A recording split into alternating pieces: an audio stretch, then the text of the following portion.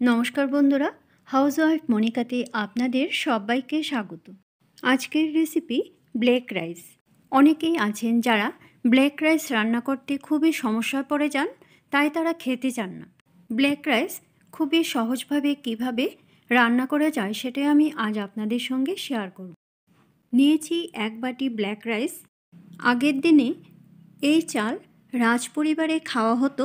অন্য চালের থেকে এটাতে প্রোটিন ও ফাইবার কন্টেন্ট হাই হয়ে থাকে, আর অ্যান্টিঅক্সিডেন্টের মাত্রাও বেশি পরিমাণে পাওয়া যায়।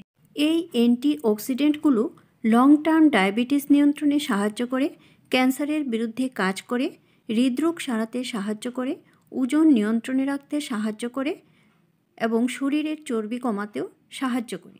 চলুন তাহলে রান্নাটা শুরু করি। চালগুলি আমি 2 ঘন্টা ভিজিয়ে রাখব। তার জন্য একটা বাটি নিয়ে নিয়েছি। এখন বাটিতে ঢেলে দিয়ে দিলাম পরিমাণ অনুযায়ী জল, দিয়ে আমি 2 ঘন্টা ভিজিয়ে রাখব।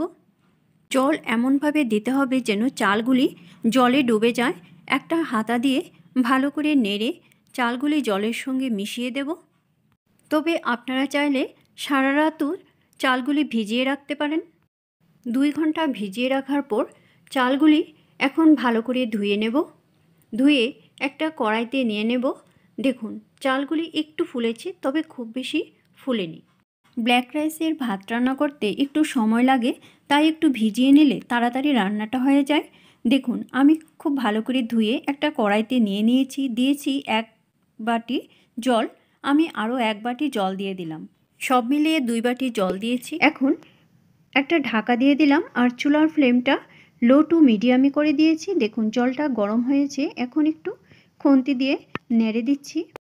এখন দিয়ে দিলাম হিমালয়ান পিঙ্ক সল্ট, আমি সামান্য দিয়েছি, আর দিয়েছি হাফ চামচ ঘি। এখন আবার ঢাকা দিয়ে দেব। এভাবে ঢেকে ঢেকে একটু কম আঁচে রান্না করতে হবে। চুলার ফ্লেমটা লোতে রেখে আমি প্রায় 25 মিনিট পর একটু নেড়ে দিচ্ছি। আমি এখানে 1 বাটি চাল নিয়েছিলাম, তাই আমি 2 বাটি জল দিয়েছি। চালের ডাবল জল দিতে হবে। দেখুন একটু সেদ্ধ হয়ে গেছে, আরও সেদ্ধ হতে হবে, তাই চুলার ফ্লেমটা লোতে রেখেই আবার ঢাকা দিয়ে দেব প্রায় 15 মিনিটের জন্য। 15 মিনিট হয়ে গেছে। এখন ঢাকনা সরিয়ে দেখে নেব কতটুকু হয়েছে। দেখুন একদম ঠিকঠাকভাবে হয়ে গেছে। এটা একটু স্টিকি রাইস, তাই একটু ভেজা ভেজা থাকবে। এখন ভালো করে নেড়ে মিশিয়ে একটা বাটিতে নিয়ে নেব। রেসিপিটা ভালো লাগলে অবশ্যই লাইক করবেন আর বন্ধুদের সঙ্গে বেশি করে শেয়ার করবেন। এইভাবে আপনারাও বাড়িতে ট্রাই করবেন। আশা করি আপনাদের কাছেও খুব ভালো লাগবে, আর আমাকে কমেন্ট করে জানাবেন কীরকম লাগলো। আমার চ্যানেলে নতুন দর্শক বন্ধু হয়ে থাকলে চ্যানেলটা সাবস্ক্রাইব করে আমার পাশে থাকবেন, আর বেল আইকনটা অবশ্যই প্রেস করে দেবেন, কেননা আমি চ্যানেলে নতুন কোনো রেসিপি দিলে রেসিপিটা আপনাদের কাছে খুব তাড়াতাড়ি পৌঁছে যাবে। আপনাদের যদি কোনো রেসিপি দেখার ইচ্ছে থাকে তাহলে কমেন্ট বক্সে অবশ্যই কমেন্ট করে জানাবেন। আমি সেই রেসিপিটা আপনাদের সঙ্গে শেয়ার করার চেষ্টা করব।